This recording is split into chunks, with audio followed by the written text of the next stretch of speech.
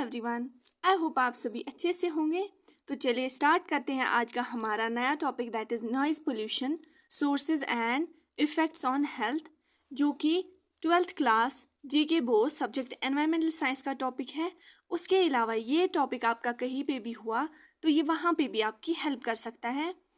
इसके related environmental science जेके Bose 12th class के related मैंने ऑलरेडी फर्स्ट सब यूनिट के एयर एंड नॉइज पोल्यूशन के 3 सब यूनिट्स जो हैं वो अपलोड किए हुए हैं। नाउ द फोर्थ सब यूनिट जो है that is noise pollution sources and effects, वो हम पढ़ते हैं। तो चलिए स्टार्ट करते हैं। पहले ही देख लेते हैं हम कि नॉइज क्या होता है। ठीक, नॉइज एक लैटिन वर्ड से आया है विच मीन्स नोजिया। ये आपको बहुत ज़्यादा ज़रूरी है याद रखना। ठीक, नोजिया नॉइज़ क्या होती है? ये एक अनवांटेड एंड अनप्लेजेंट साउंड होती है दैट कॉजेज डिस्कम्फर्ट।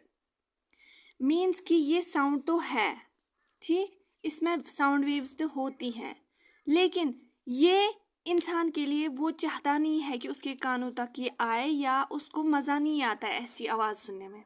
उसको बहुत ज़्यादा डिस्कम्फर्ट होता है।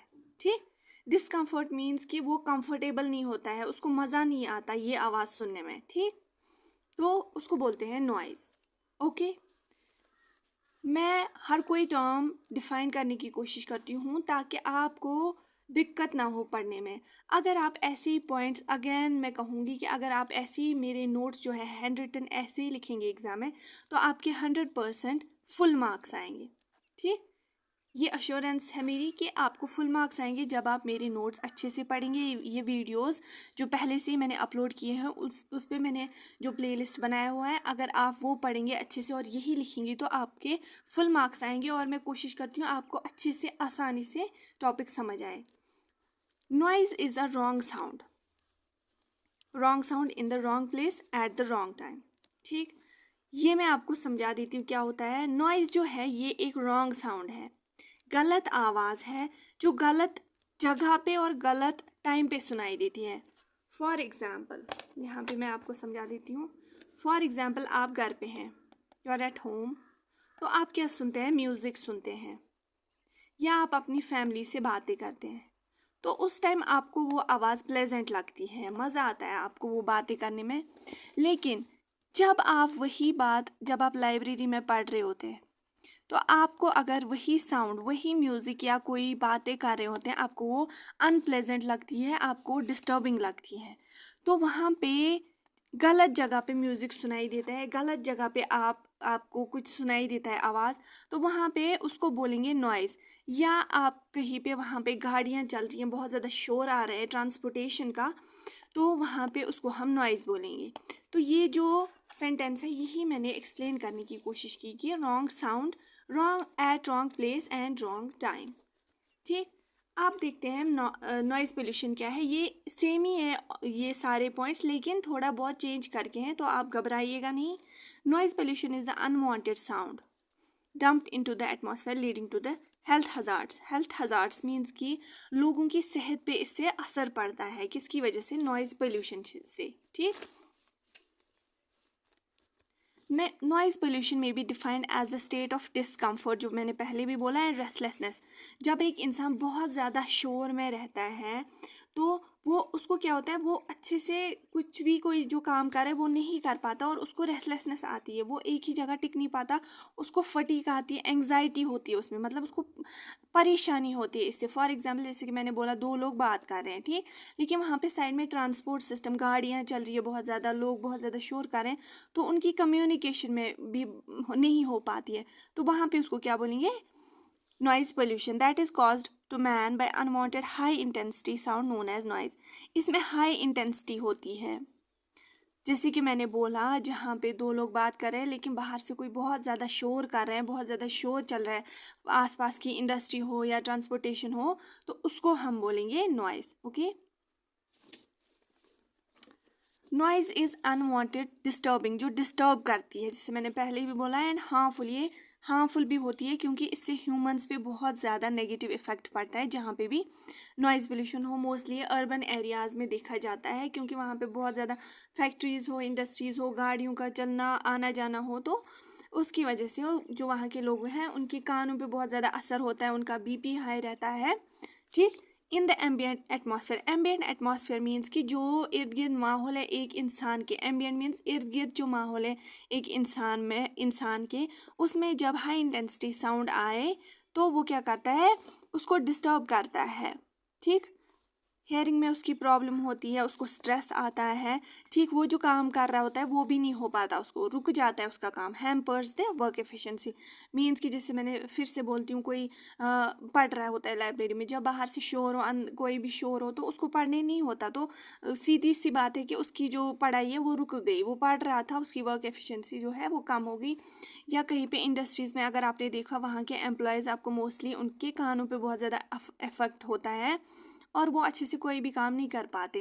That is all because of noise pollution जो वहाँ पे हो रहा है, जो वहाँ पे ज़्यादा से ज़्यादा जो इक्विपमेंट्स यूज़ हो रहे हैं उनमें बहुत ज़्यादा शोर आता है, तो उसकी वजह से भी नॉइज़ पोल्यूशन होता है और जहाँ जो वहाँ पे एम्प्लॉयज़ होते हैं उन पे भी नेगेटिव इफेक्ट पड़ता है। Intensity of sound is measured in decibels. ये बहुत ही ज़रूरी है याद रखना, ये आपके एग्जाम में शॉर्ट फॉर्म के क्वेश्चन में भी आ सकता है और आप लॉन्ग फॉर्म के क्वेश्चन में भी ये पॉइंट्स ऐड करेंगे तो आपके बहुत अच्छे मार्क्स आएंगे। इंटेंसिटी जो साउंड की है वो किस में मेजर की जाती है, decibel, small D small B, okay. इंसान जो हाईएस्ट साउंड सुन सकता है, ठीक, अगर उसको कहीं पे किसी इंडस्ट्री या फैक्ट्री के इर्द गिर्द रखेंगे, वहाँ पे बहुत ज़्यादा शोर होता है, तो वो कितनी हाईएस्ट साउंड पे टिका रह सकता है उधर, वो है 65 डेसिबल। उसके अलावा अगर उसने साउंड सुनी, उसके ईयर ड्रम तक पहुँची, तो वो डेफ हो सकता है, ठीक। उसका या तो उसके कानों में कोई इंजरी होगी या वो डेफ हो सकता है, ठीक। यहाँ तक वो नॉर्मली रह सकता है 65 डेसिबल, ये आपके एग्जाम में आ सकता है। अब आते हैं हम, CPCB ने क्या स्टैंडर्ड्स रखे हैं, किसी भी एरिया में रात को कितनी साउंड की डेसिबल होनी चाहिए और कितने दिन को होने चाहिए। CPCB means central pollution control board. ये जो है ये बहुत ज़्यादा पोल्यूशन जो भी एरिया है उसमें कंट्रोल्स कुछ मेजर्स रखते हैं, मीन्स कि स्टैंडर्ड सेट करता है जिसमें लोगों की हेल्थ पे इफेक्ट ना पड़े। ये बोलता है कि इस हद तक आप कोई भी पोल्यूटेड जो एरिया है उसमें कोई भी चीज़ ऐड कर सकते हो, उसके बाद अगर किसी ने ऐड किया तो वो इलीगल माना जाएगा, ठीक। तो इनके हिसाब से इन्होंने कुछ स्टैंडर्ड सेट किए हुए हैं कि इंडस्ट्री में कितना डेसिबल ऑफ साउंड होने चाहिए सुबह के 6 बजे से लेकर शाम के 9 बजे तक। इन्होंने बोला है 75 डेसिबल जो है साउंड होनी चाहिए उस एरिया में, और रात को 70 डेसिबल, ठीक। 9 PM से शाम के 9 बजे से सुबह 6 बजे तक कितनी साउंड होनी चाहिए, 70 डेसिबल। कोई भी कमर्शियल एरिया जो है वहाँ पे 65 डेसिबल होने चाहिए दिन के टाइम, रात को 55 डेसिबल, ये याद रखना है, ठीक है। रेजिडेंशियल एरिया जहाँ पे लोग रह रहे हों, ठीक, बच्चे हों बड़े हों, तो उन पे ज़्यादा असर ना पड़े कानों पे या उनमें स्ट्रेस ना आए, तो वहाँ पे दिन में 55 डेसिबल और रात में 45। साइलेंट एरिया जहाँ पे शोर जो है वो अलाउड नहीं है, लाइक लाइब्रेरी होगी या कोई जो भी प्लेस है जहाँ पे शोर की ज़्यादा ज़रूरत नहीं है, ठीक, 50 डेसिबल और रात को 40 डेसिबल। अब आते हैं इसी टॉपिक के सेकंड पोर्शन पे, दैट इज सोर्सेज, मीन्स कि कहाँ से शोर जो है नॉइज़ पोल्यूशन जो है वो हो सकता है, किन किन सोर्सेज से या किन किन चीज़ों से नॉइज़ हो सकती है noise pollution. First is industrial source.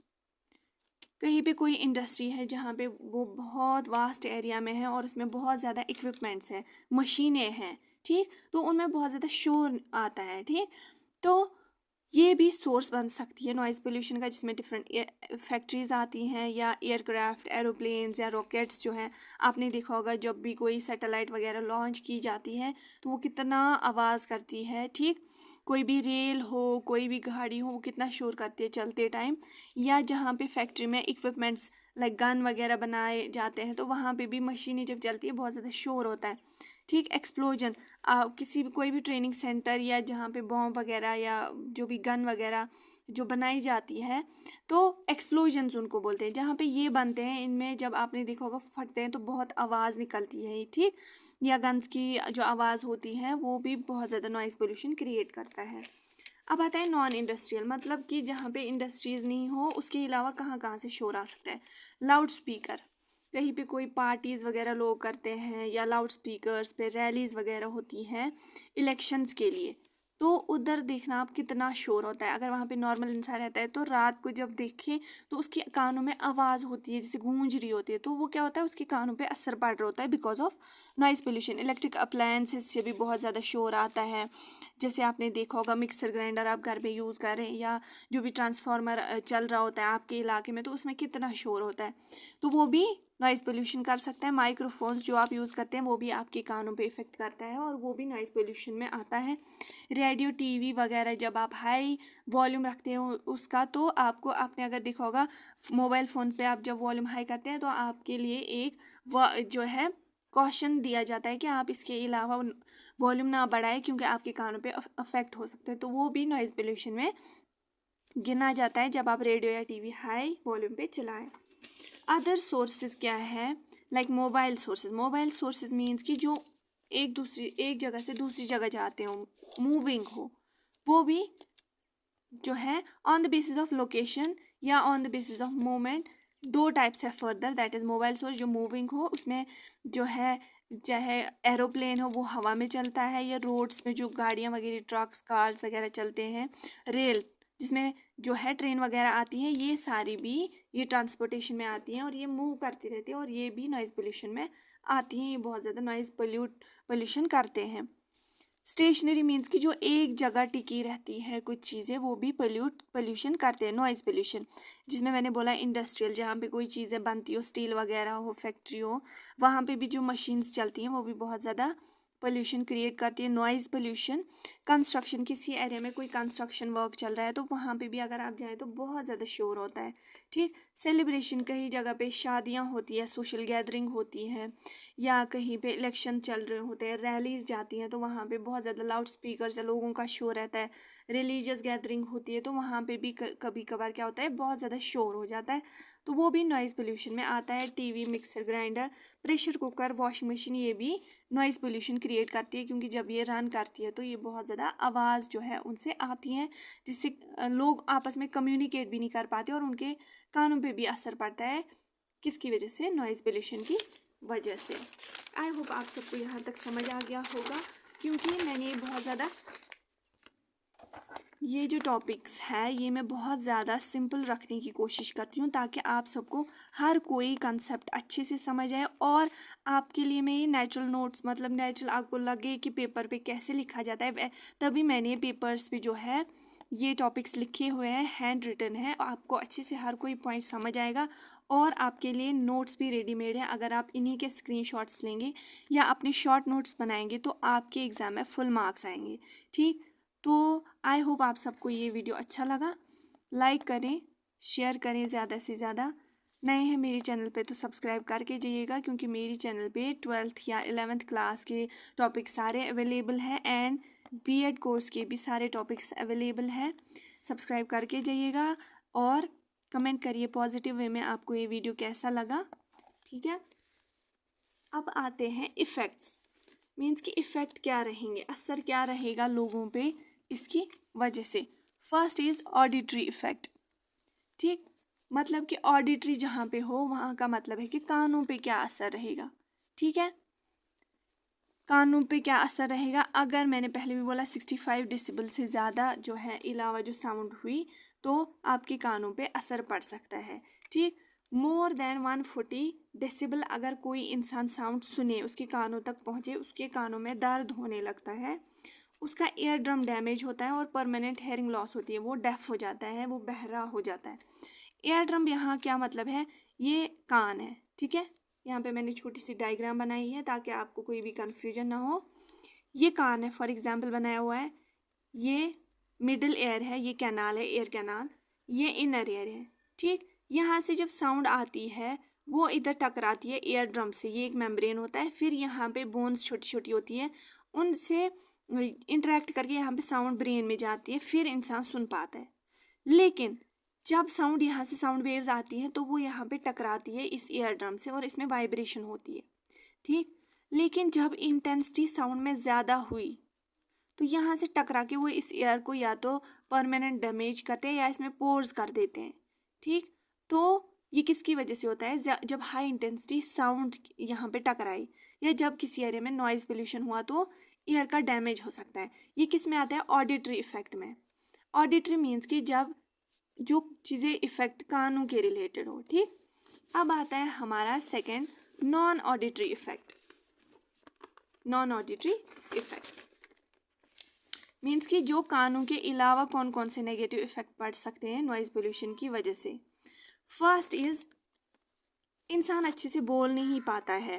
कानों के अलावा क्या क्या इफेक्ट रहते हैं वो नॉन ऑडिटरी इफेक्ट में आते हैं। फर्स्ट इज, इंसान अच्छे से बोल नहीं पाता, वो कम्युनिकेट नहीं कर पाता। पहले भी मैंने बोला, दो इंसान बात कर रहे हैं लेकिन उनके एटमॉस्फेयर में बहुत ज़्यादा शोर है, वहाँ पे साइड में रैली चल रही है या ट्रांसपोर्टेशन का आना जाना वहाँ पे बहुत ज़्यादा है, तो क्या होता है उससे वो दो आपस में कम्युनिकेट नहीं कर पाते। ठीक, लोगों में फिर एनोयंस आती, वो चिड़चिड़ापन उनमें आ जाता है, क्योंकि जब वो बात नहीं कर पाती, कोई काम अच्छे से नहीं कर पाती, क्योंकि कानों में बहुत इरिटेशन होती है, तो वो उनमें क्या होता है? एनोयंस होता है, चिड़चिड़ापन आता है उनमें, और वो जो भी काम करे वो नहीं कर पाते उसकी वजह से। ठीक, उनमें क्योंकि दिमाग पे उन पे असर पड़ता है, उससे स्ट्रेस आ जाता है उनमें। ठीक, एक्सेसिव नॉइज़ की वजह से हार्ट बीट तेज़ होती है। ठीक, और इसमें सर्कुलेशन जो बॉडी में है वो रुक जाती है या वो कभी कभी तेज़ भी हो जाती है। हाइपरटेंशन, इंसान में टेंशन आ जाता है, किसकी वजह से? नॉइज़ पोल्यूशन की वजह से सर दर्द हो जाता है। आपने देखा होगा, अगर आप बहुत टाइम तक हाई वॉल्यूम पे कोई म्यूज़िक सुने, वो भी पहले पहले तो वो अच्छा लगता है, लेकिन बाद में आपको वो बहुत ज़्यादा इरिटेटेड लगता है और आपको सर दर्द होने लगता है। मसल टेंशन हो जाता है, आपके मसल में जो है वो टेंशन हो जाता है। स्लीपलेसनेस, आप रात को सो नहीं पाते। अगर आपने देखा होगा, दिन में आपके एरिया में या आपने कहीं इंडस्ट्रियल एरिया में गए, वहाँ पे आप पूरे दिन शोर में रहें, आपने देखा होगा रात को भी आपके कानों में शोर होने लगता है, तो आपको नींद नहीं आती। लैक ऑफ कंसंट्रेशन, जैसे मैंने बोला कि कोई काम कर रहा होता है कोई कीनली, तो जब शोर होता है बाहर से, उसमें इरिटेशन होती है, तो वो कंसंट्रेट नहीं कर पाता अपने काम में। उसमें स्ट्रेस हार्मोन्स रिलीज होते हैं बिकॉज ऑफ नॉइज़ पोल्यूशन। वो और भी बहुत सारे रीज़न है, लेकिन यहाँ पे हम नॉइज़ पोल्यूशन पढ़ रहे हैं, तो नॉइज़ पोल्यूशन की वजह से उसमें स्ट्रेस हार्मोन्स रिलीज होते हैं, जिसमें मोस्ट जो है दैट इज़ कॉर्टिसोल, एक हार्मोन है जो स्ट्रेस जनरेट करता है एक इंडिविजुअल में। अब अगर आप ये डायग्राम बनाएंगे एग्ज़ाम में, तो आई अश्योर यू कि आपके बहुत अच्छे मार्क्स होंगे और एग्जामिनर पे एक पॉजिटिव इफेक्ट पड़ेगा। फर्स्ट चीज़, अगर आप ऐसे डायग्राम बनाएंगे, इफेक्ट ऑफ नॉइज़ पोल्यूशन, ये मैंने शॉर्ट फॉर्म में लिखा, आप फुल फॉर्म में लिखिएगा। Auditory effect and non auditory effect. Auditory effect में कानों में उस पर असर पड़ता है, उसके कान थक जाते हैं, कभी कभी बोलते हैं आपके कान पक जाना, तो वो हो जाता है। डेफनेस, वो बहरा हो जाता है। और नॉन ऑडिटरी में होता है, उसके अलावा कानों के अलावा कहाँ कहाँ पे उसको असर पड़ सकता है? वो चिड़चिड़ा हो जाता है, वो काम नहीं कर पाता अच्छे से, उसकी हार्ट बीट रेज हो जाती है, हाई हो जाती है बीटिंग, जिसकी वजह से ब्लड प्रेशर जो है वो जनरेट होता है, हाई बीपी होता है उसका। ठीक है, तो ये थे first unit air and noise pollution का थर्ड सब यूनिट। ठीक, नॉइज़ पोल्यूशन, इसके सोर्सेज एंड इफ़ेक्ट्स क्या रहेंगे उसके 12th GK बोर्ड्स के रिलेटेड। उसके अलावा ये टॉपिक आपका कहीं पे भी हुआ, ये 100% वहाँ पे भी आपकी हेल्प कर सकता है। And at last ones again, video अच्छा लगा तो लाइक करें, शेयर करें एंड सब्सक्राइब करें। मेरी चैनल पे नए हैं तो I welcome you, and comment in a positive way, आपको ये वीडियो कैसा लगा। Thank you so much for watching this video and all the best for your exams.